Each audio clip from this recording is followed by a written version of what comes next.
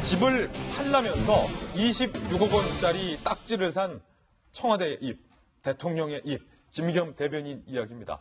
김의겸 대변인이 부동산 재개발 예정지에 26억짜리 빌딩을 작년에 사들였는데 빚이 본인의 자산보다 더 많은 양의 빚을 낸 것으로 확인이 됐습니다. 도대체 무슨 목적을 위한 부동산 구매였는지 뒷말이 많습니다. 전말 살펴보시죠. 부동산 투기 의혹이 강하게 제기되고 있는데 청 대변인 금싸라기 땅 건물 16억 원 빚을 내서 매입. 야, 이게 일반적인 국민들은 16억 빚낸다는 게 사실 상상조차 할 수 없는 일입니다. 작년 7월 김의겸 청와대 대변인이 서울 동작구 흑석동에 25억 7천만 원 상당의 건물을 구입합니다. 그런데 이 건물이 과연 26억짜리 가치가 있는 건물이냐? 부동산 전문가들은 고개를 젓는다는 거죠. 왜냐? 첫 번째, 39년 전 지어진 상당히 오래된 건물이라는 거예요. 1층에는 고깃집, 치킨집, 2층은 영업 중단한 주점이 있었다는 것. 해당 지역이 그런데 취재를 해보니까 2달 전에, 그러니까 김의겸 대변인이 롯데건설 재개발 사업을 수주한 흑석뉴턴 구구역이었다. 무슨 말이냐면 김의겸 대변인이 사들이고 나서 바로 2달 만에 시공사가 롯데건설로 결정이 됐다는 겁니다. 그러니까 시공사 결정 2달 전에 김의겸 대변인이 사들였다는 얘기겠죠. 그렇다면 26억 건물 매입 자금은 어디서 구했느냐? 일단은 대출을 10억 2,080만 원을 대출받았습니다. 배우자 명의로 10억 원 넘는 돈을 대출받았고 4인간 채무까지 발생을 했어요. 4억 가까이. 누가에게 빌렸다는 거죠. 3억 6천만 원을 또 빌렸습니다. 그리고 건물 세입자에게 받은 2억 6,500만 원의 보증금까지 보탰습니다. 총 빚이 16억 4,580만 원의 빚을 내서 건물을 구입한 것으로 확인이 됐습니다. 이렇게 많은 빚을 내서 김의겸 대변인이 시공사 결정 2달 전에 급하게 사들인 그 빌딩 어떤 것인지 저희가 로드맵으로 해당 빌딩 영상을 한번 확인해 봤습니다. 함께 보시죠. 자, 지금 보이시는 노란색 간판 2개가 되어 있는 2층짜리 상당히 오래된 건물이 바로 김의겸 대변인이 작년에 사들인 흑석동에 있는 건물입니다. 앞서 말했던 것처럼 1층에는 치킨집이 새 들어있고 2층에는 영업을 중단한 호프집이 이렇게 자리를 하고 있는 상당히 낡은 오래된 흑석동에 위치한 건물입니다. 이제 롯데건설에서 이곳을 싹 밀고 고급 아파트를 짓기로 결정이 됐는데 그 사실이 결정되기 바로 2달 전에 김의겸 대변인이 16억 상당의 빚을 내서 이 건물을 사들인 것으로 시점도 확인이 됐습니다. 이 건물 과연 여러분들은 어떻게 생각하십니까? 내가 갖고 있는 돈보다 더 많은 양의 빚을 내서 살만한 가치가 있는 건물이라고 여러분들은 생각하십니까? 부동산 전문가들에게 그래서 물어봤습니다. 1980년대에 지어진 이 건물, 부동산 관계자 A씨는요, 인근에 있는 재개발 구역 중에 가장 빨리 재개발이 진척돼서 가장 빨리 현금을 줄 수 있는 곳이 여기다. 사실상 재개발 딱지를 산 것이다 라고 이야기를 했습니다.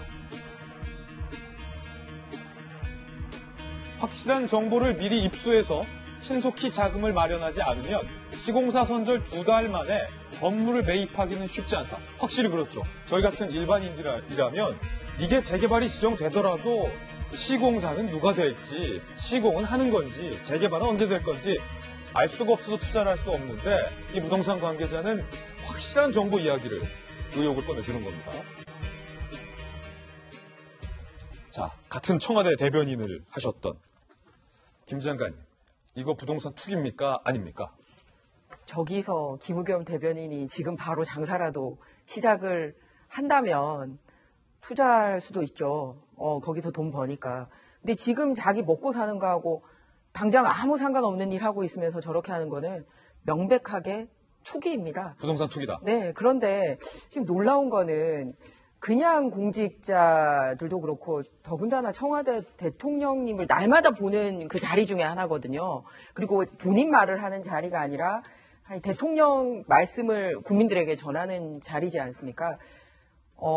그냥 옷 한 벌 사 입는데도 조심스러울 거려. 자동차 구매도 조심스럽고 하여간 매사가 굉장히 조심스러울 텐데 너무 대담해요. 너무 대담해요. 어떻게 26억짜리 그 부동산을 저 자리에 있으면서 더군다나 재산 공개가 될 것도 알면서 했다라는 거는 굉장히 대담하지 않고서는 할 수가 없습니다. 그런데 제가 있을 때랑 달라진 점을 하나 발견을 했습니다. 어떤 거요? 아니, 청와대 대변인이 청와대 관사에 살았더라고요. 예. 네, 전혀 저는 듣도 보도 못한 일입니다. 조금 전에 그 매입 자금을 보면 네. 건물 세입자에게 받은 2억 6,500만 원 보증금이라는 항목이 나오는데 네, 그리고 그게 관사에 살았기 때문에 가능한 거다. 네, 그리고 본인이 살던 그 한겨레 기자하면서 서울에서 근무를 했었기 때문에 본인이 전세금을 4억 8천만 원 뺀 걸 소위 중잣돈으로 했더라고요. 그게 가능했던 게 바로 청와대 관사에 살았기 때문에 가능한 일이었습니다. 그런데 청와대 역대 대변인들 중에 이 관사에 사는 사람은 없었어요. 박수현 대변인 있었죠. 지방에서 왔기 때문에 그렇습니다. 그러니까 무슨 말이냐 하면 대부분 서울이나 경기도 인근에 이렇게 그동안 이렇게 자기 직업을 가지고 있다가 발탁이 된 경우에는 원래 살던 집에 살면서 또는 그 돈으로 가까운 데 구해가지고 와서 새벽같이 출근하고 새벽같이 퇴근하는 방식으로 하고요. 다만 그 대통령을 직은해서 모시는 의전비서관, 요즘 많이 등장하고 있는 의전비서관하고 그다음에 제1부속실장, 그다음에 그 청와대 비서실장 정도는 24시간 거의 같이 하고 있기 때문에 공식적으로 청와대 관사를 주고 있습니다.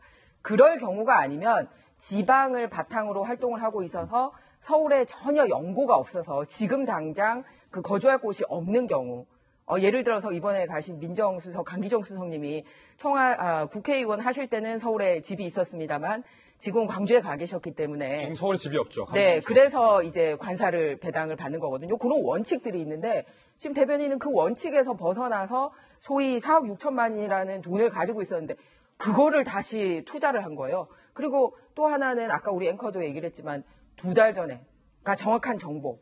두 번째, 신속한 대출. 왜냐하면 대출이 지금 현재 저렇게 벌이가 얼마라는 게 나와 있는 상태에서 저렇게 신속한 대출이 지금 현재 자산 대비 이루어진 것도 사실상 특혜지 않나라고 생각을 합니다. 그래서 정보 취득 경위라든지 그 관사 입주를 하면서 돈을 받은 거라든지 그리고 세 번째 신속한 소위 대출 과정이라든지 이런 것들에 대한 해명이 현재 필요한 상황이고 놀랍습니다.